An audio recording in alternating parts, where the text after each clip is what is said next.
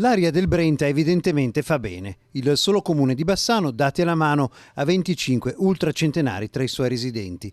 Non è questione di quantità di chi ha sorpassato il secolo di vita, ma soprattutto di qualità, a cominciare da Giovanni Quarisa, il carabiniere classe 1909. Avete capito bene, 110 anni.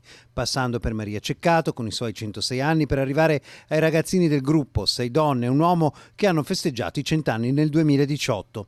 C'è da dire che a spegnere tutte queste candeline nel 2019 saranno ben in 17 che le statistiche davano come 99enni nelle ultime rilevazioni. Se il recordman è quindi un uomo, non ci sono dubbi che sono soprattutto le donne a tagliare il traguardo del secolo, 2 ultracentenari contro 23 signore del secolo. Non c'è confronto, come d'altronde appare in tutte le statistiche occidentali.